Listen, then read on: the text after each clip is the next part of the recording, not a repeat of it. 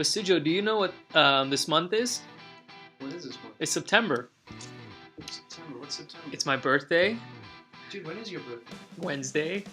Oh, dude, I won't be here for. I know. It's my wife's birthday. But most importantly, do you know what September is? What? It's Prostate Cancer Awareness Month.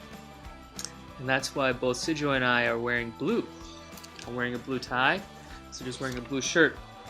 So, prostate cancer is actually very common, Dr. P. You know that, right? Is it? Dude, aren't you of the age where you're supposed to be getting your rectal exam? How old are you? That's true. That's true. Yeah. I'm 40. But on a serious note, September is Prostate Cancer Awareness Month, and I want to take a few minutes to talk to you guys about prostate cancer. Now, prostate cancer is a very common cancer in men, and it's the number 2 most common cancer after skin cancers. And it's actually also number 2 lethal cancer after lung cancer in men. About 233,000 men will be diagnosed with prostate cancer, of which about 30,000 or more will die this year alone. Now, the word cancer is always very alarming, and it can really be a stressor. But one thing I want you to know is that prostate cancer is very common, and the odds of you actually dying from prostate cancer are very small. So one of the most common questions we get is, what is this PSA test? Now, PSA is actually a blood test, and it's one of the 2 ways that we can screen for prostate cancer. So how Dr. P and I were talking earlier about a rectal exam. Rectal exam is basically a finger test of the prostate where we would check your prostate for any abnormalities, lumps, bumps, any areas that feel abnormal. And if there's any abnormality, then we would go forward with a biopsy. Another way to screen for prostate cancer is the PSA, which is prostate-specific antigen.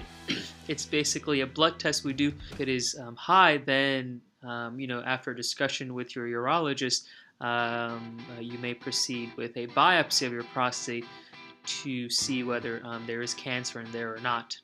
But just be alarmed, PSA can be elevated due to either an enlarged prostate, such as BPH, inflammation, infection, or recent instrumentation.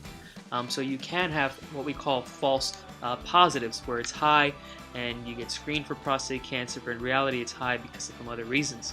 But really, it can only be determined what the next logical step is after you have a discussion with your primary care provider or your urologist.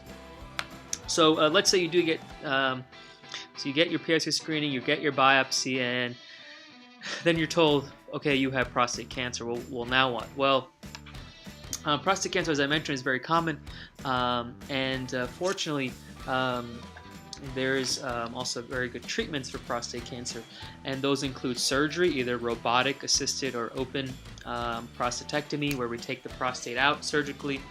There's radiation, where there's external radiation, where you can get radiation put from the outside into your prostate. There's brachyseeds, where we put little seeds inside your prostate, and then the radiation can dissolve over time from the inside out. Followed by cryoablation, where we can freeze parts of the prostate or the entire prostate. There's androgen deprivation, where basically it's medications or injections you can get to suppress the cancer cells. So another question is, the next question is, okay, well, I have cancer, and you mentioned high risk, low risk. Well, how do you determine that? Well, the risk of your cancer is based on 3 things. One is your PSA level. The second thing is your pathology, so what the pathologist reads the specimen as. And the third thing is the clinical stage. And based on that, we put you in 3 categories: low, intermediate, or high risk. And based on which risk category you're in, then we would kind of go into more detail about what the best options for you are. If you're low risk, then usually all the treatment options are open to you. And in certain cases, active surveillance may be the best option for you. Intermediate risk, we could go either way. We would have to discuss further detail the pathology and your medical history. And then high risk is very likely to spread and therefore may require extra imaging or interventions before we kind of decide on a pathway.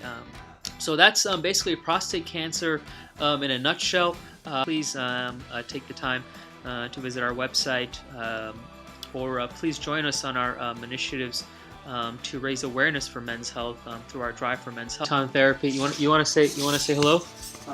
Hey guys. You got any? Jamin rocks. Just listen to him. Anything you want to say about prostate cancer? Not much. Just awareness is important, and it's important for guys to go see their doctors. So, I think there's a number of issues in addition to prostate cancer that guys need to address with their physicians. So, we're just trying to promote that awareness and get guys to go in. So. Yeah, and you can see he's ready for his rectal exam. So.